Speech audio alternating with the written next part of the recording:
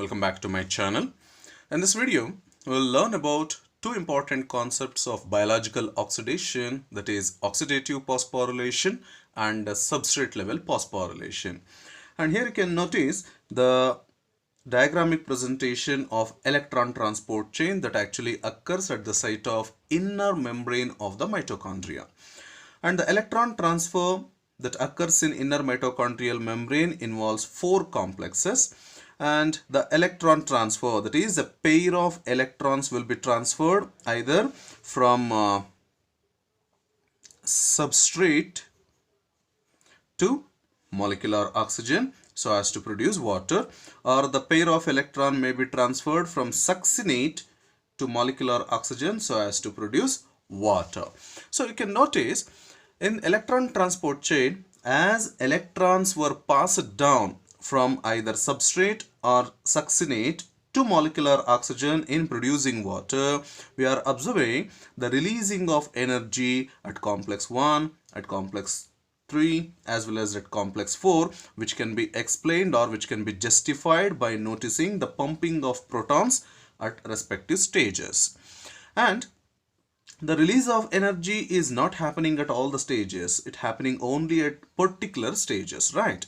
So whatever the amount of energy which is releasing at specific positions during the movement of electrons, during the transfer of electrons from through electron carriers to molecular oxygen, among the amount of energy released at respective position, some part of energy will be utilized in order to phosphorylate ADP into ATP, that is phosphorylation of adenosine diphosphate so as to produce ATP, that is adenosine triphosphate. And in this way, production of ATP from the electron transport chain is actually called as oxidative phosphorylation.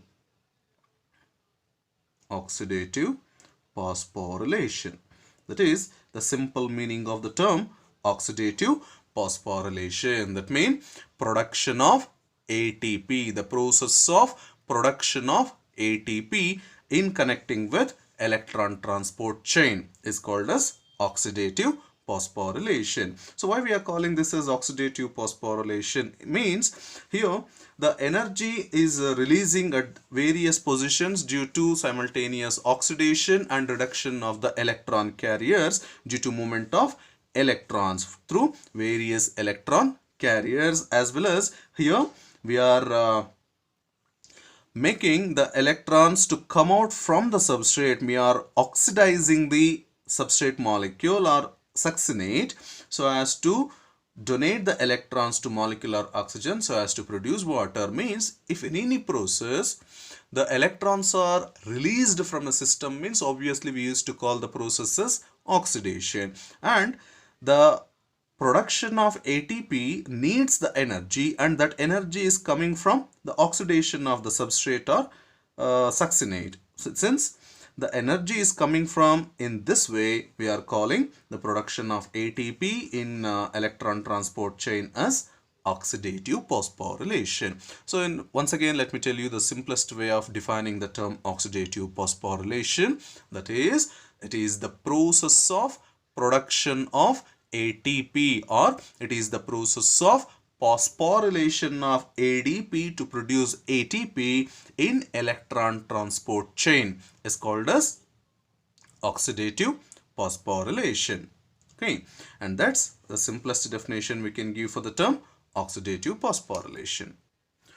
So from this discussion, we can say that the movement of electrons, that is the flow of electrons, involves the releasing of energy at various positions. So the process is releasing energy, and hence in the language of biological chemistry we can say the process of flow of electrons in the electron transport chain is an exergonic process, and thus the process is spontaneous. Whereas the formation of ATP by phosphorylation of ADP will be observed by the absorption of energy which is released during the electron transport chain or during the transfer of electrons through electron carriers.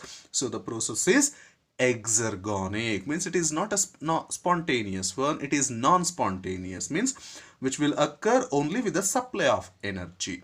So the movement of electrons through various electron carriers to molecular oxygen is exergonic process, and the production of ATP by phosphorylation of ADP is an exergonic process. And you can notice at complex 1, complex 3 and at complex 4 the energy is releasing.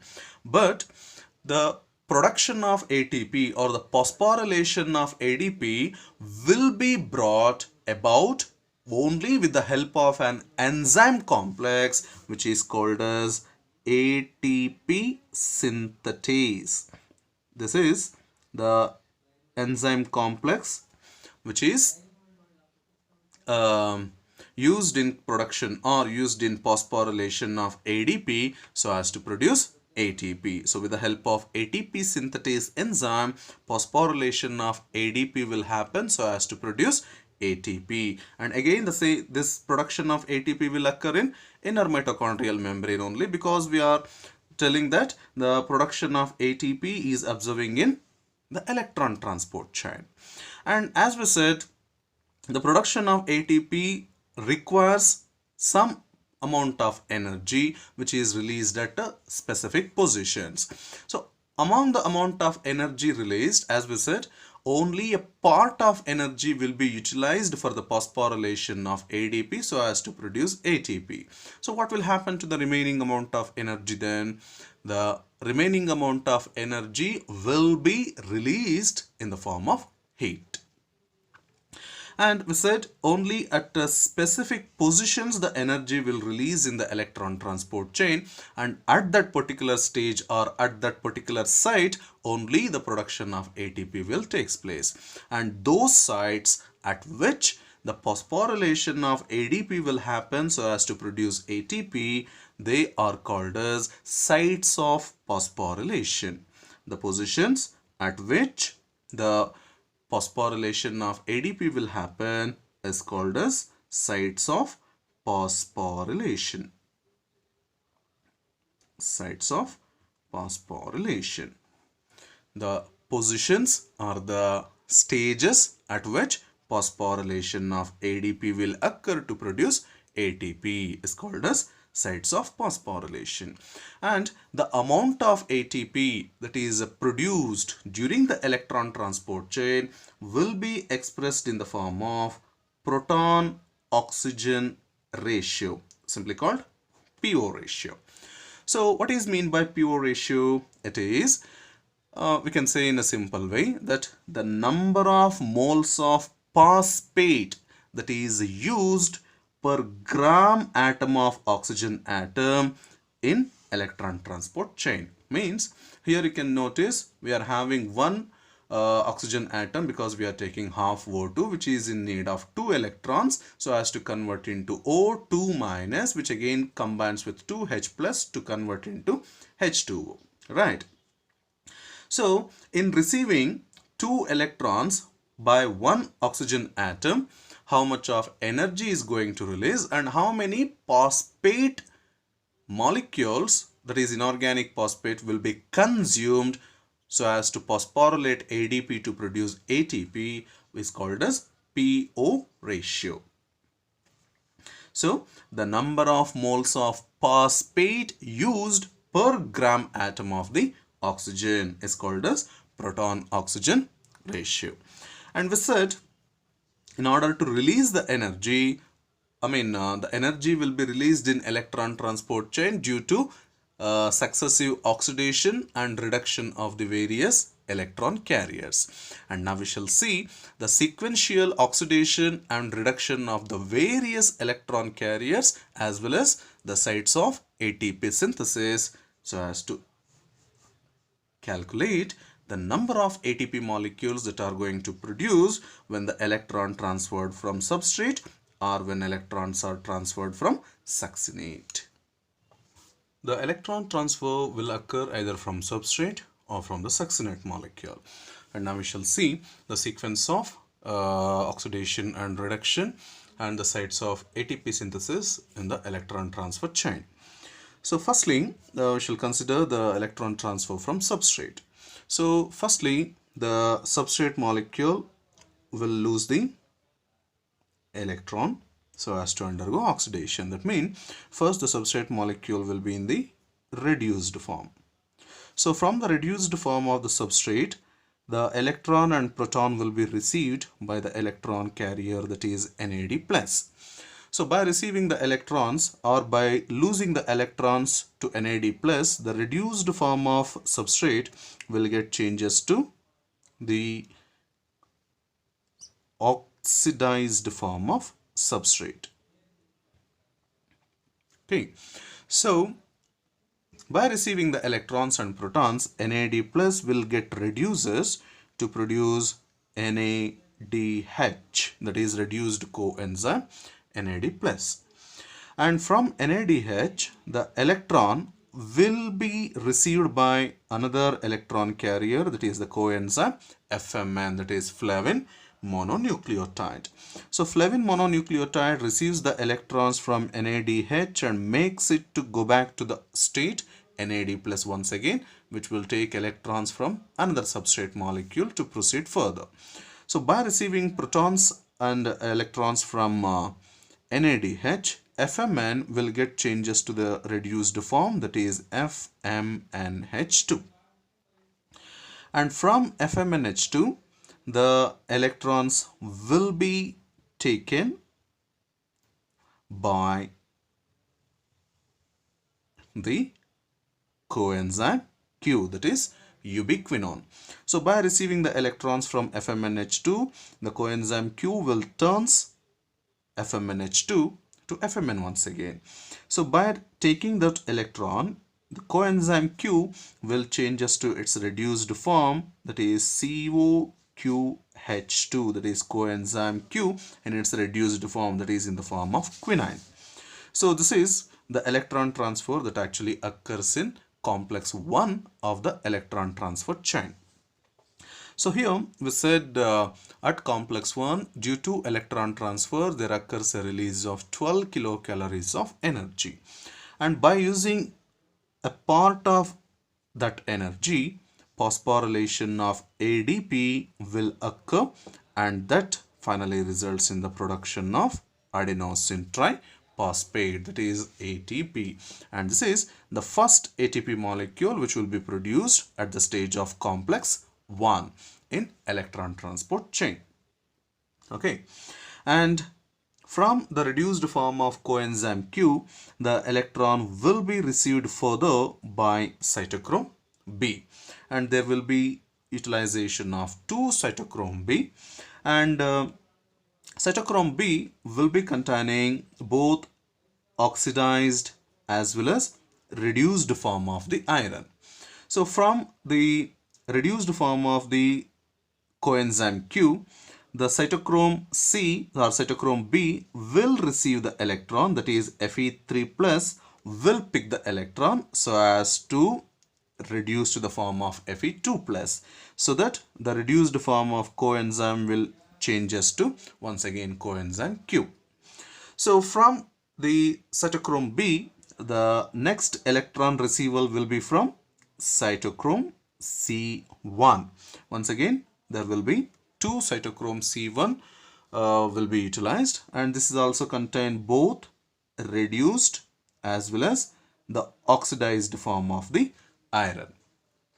From cytochrome B, cytochrome C will receive the electron, that is Fe3 plus will picks the electron to change into Fe2 plus, so that in cytochrome B, Fe2 plus will once again get oxidized as to Fe3 plus. So from cytochrome C1, the electron transfer will further occurs to cytochrome C. Here also there will be usage of 2 moles of cytochrome C, and again cytochrome C will once again consisting of iron in both reduced as well as in oxidized form. So from cytochrome C1, the electrons will be transferred to cytochrome C. So this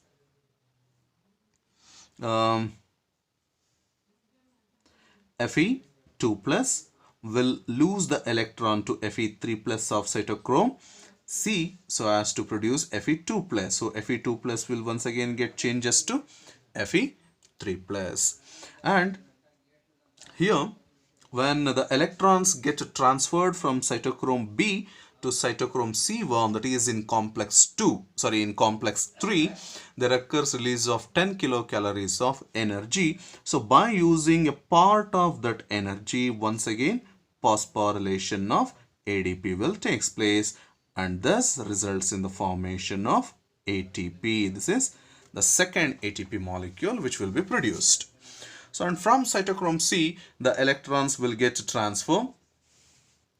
The electrons will get transfer to a complex of cytochrome A plus A3, which consisting of copper as well as iron. So cytochrome, so when you come to the case of cytochrome, it consisting of iron in both oxidized as well as in reduced form. So cytochrome A plus A3 will be consisting of iron in both oxidized as well as in reduced form. So from cytochrome C, electrons will be transferred to cytochrome A3, and that electron will be received by Fe3 plus of cytochrome A3 so as to produce Fe2 plus, and here in cytochrome C, Fe2 plus will get changes to Fe3 plus. And now the electrons are at cytochrome A plus A3, so from which the transfer of electron can happen directly to molecular oxygen, right? So here the electrons will be received by the oxygen. So here the Fe3 plus and Fe2 plus are there.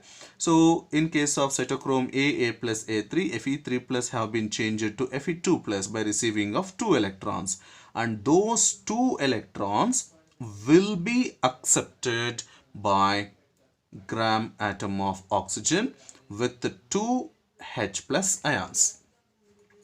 And by losing the 2 electrons to gram atom of oxygen, Fe2 plus of cytochrome A3 will changes into Fe3 plus, and by receiving those 2 electrons and by combining with 2 H plus, oxygen will get converted into water. And here this is the reactions that occurs in case of complex 4. There occurs releasing of energy, where which part of energy will be utilized for phosphorylation so as to produce ATP once again. So this is the third ATP molecule produced, and you can notice in this case the electron transfer happened from substrate molecule to molecular oxygen, and the same kind of electron transfer can occur from succinate to molecular oxygen also. So firstly, the succinate will get oxidized so as to convert into the form of fumarate. So in oxidation of succinate to fumarate, electrons are supposed to be lost, and that electron receival will be happened by the electron carrier, that is FAD, that is flavin adenine dinucleotide. And this FAD will receive the electron from succinate and convert succinate into fumarate, and itself will get reduces to FADH2. And once again the electrons will be transferred from FADH2 to coenzyme Q so as to make FAD, and again the electron transfer will continues. So this is the way we can show the sequence of electron transfer either from substrate to molecular oxygen or from succinate to molecular oxygen. And everything is here. You can give a clear notice. If the electron transfer, if the pair of electrons are transferring from substrate to molecular oxygen, then there occurs formation of 1, 2 and 3 ATP molecules. Okay, so if the electron transfer the transfer of pair of electron. If the transfer of electron occurs from substrate to molecular oxygen, that makes the releasing of 3 ATP molecules. And if the transfer of electron is taking place from succinate to molecular oxygen, then this portion will not comes into picture. So only this sequence will be observed. So if only the transfer of electron is occurring from succinate to molecular oxygen, you can notice 1 and 2, only 2 ATP molecules are producing. So if the electron transfer is occurring from succinate to molecular oxygen, then that shows formation of only 2 ATP molecules. So you need to remember this, and this will be important for you any competitive examination. So as a whole, we can see that oxidative phosphorylation will be regulated by cellular energy needs. Means whenever energy is required, the oxidative phosphorylation will occur. So the phosphorylation of ADP will occur so as to produce ATP. And the rate of oxygen consumption by the mitochondria will be limited by the availability of ADP as a substrate for phosphorylation. That means ATP is formed as fast as it is utilized in energy requiring activities. So once the ATP is consumed, then it needs formation of, the place of the consumed ATP should be refilled. So immediate formation of ATP will be taken place in electron transport chain. So how much of ATP is consumed in cellular activities, the same amount of ATP will be reproduced from oxidative phosphorylation, or in some cases substrate level phosphorylation also. So this is the whole and sole thing about oxidative phosphorylation. And now we shall see about substrate level phosphorylation. We shall go with the substrate level phosphorylation. We said that due to electron transfer that occurs in respiratory chain, that is in electron transport chain, that actually happens in inner membrane of the mitochondria, whatever the energy releases at very specific stages, the phosphorylation of ADP will occur, and that results in the formation of ATP. And we call that as oxidative phosphorylation.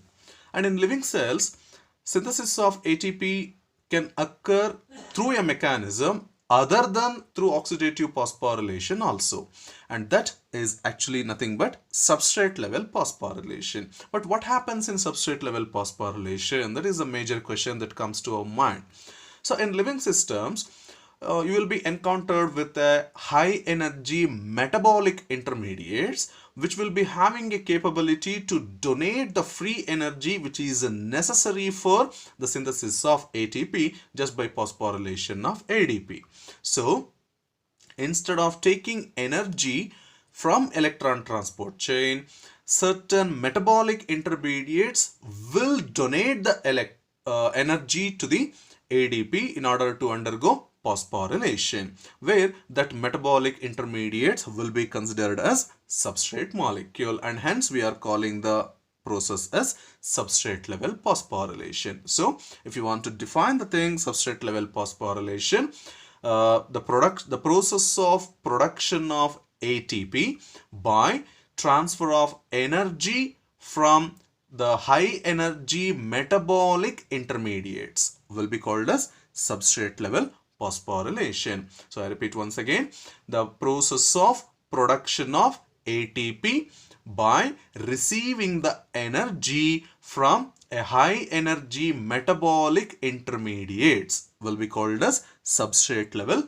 phosphorylation. And now we shall consider some simple examples so as to show how the metabolic intermediates are having capability to drive the synthesis of ATP by phosphorylation of ADP.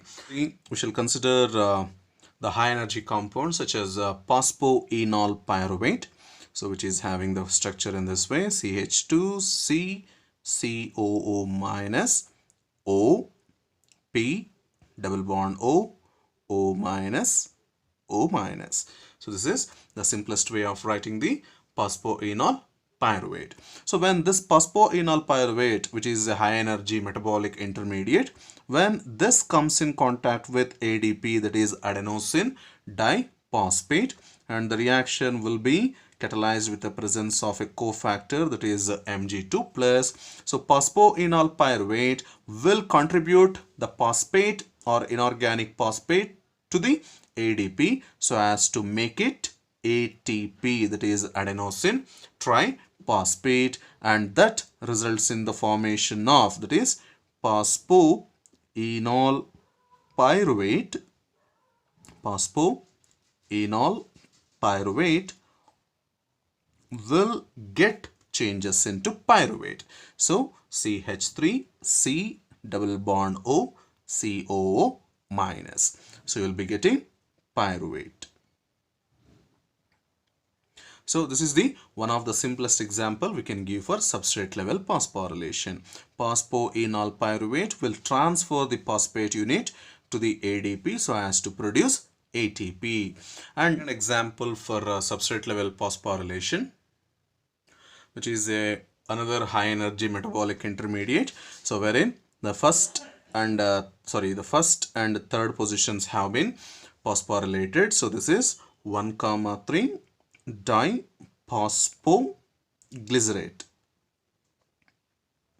1,3 diphosphoglycerate.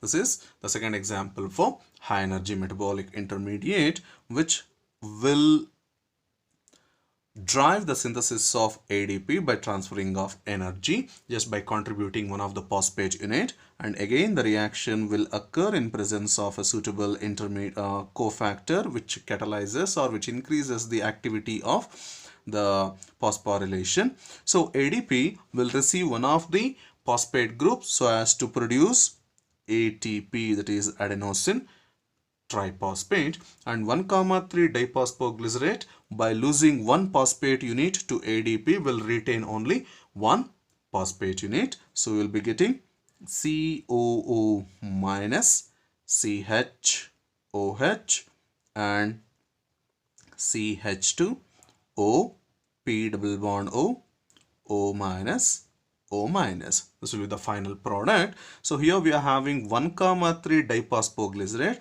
Here the phosphate group have been released from the first position, so it retained the phosphate unit at third position at here. So it will be 3-phospho. There will be only one phosphate unit, so 3-phosphoglycerate. So like this, the metabolic intermediates will provide the necessary energy for the phosphorylation of ADP so as to produce ATP. So in this way, if the production of ATP is happening with a mechanism other than electron transport chain, I mean to say through the metabolic intermediate, then that will be called as a substrate level phosphorylation. If the production of ATP is happening by linking with electron transport chain, then that will be called as oxidative phosphorylation. So that is the simplest difference between oxidative phosphorylation and substrate level phosphorylation.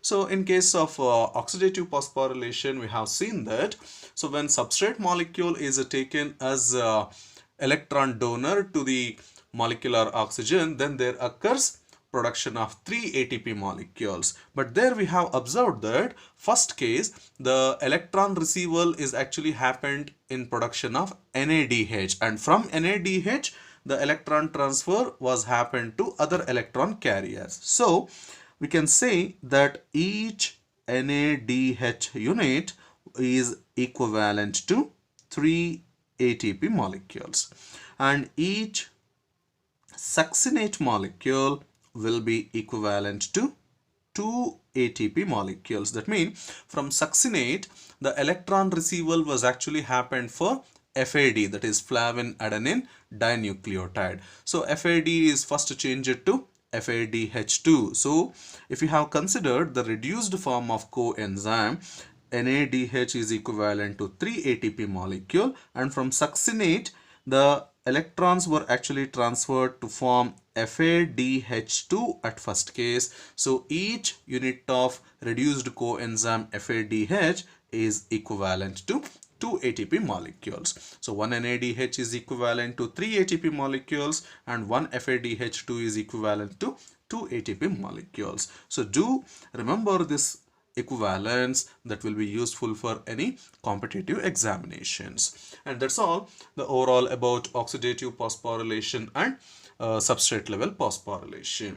So if you feel the video is useful for you, please like it, share it, and do subscribe to my channel and press the bell icon so that you will get the notification for any update in my channel. Thank you very much.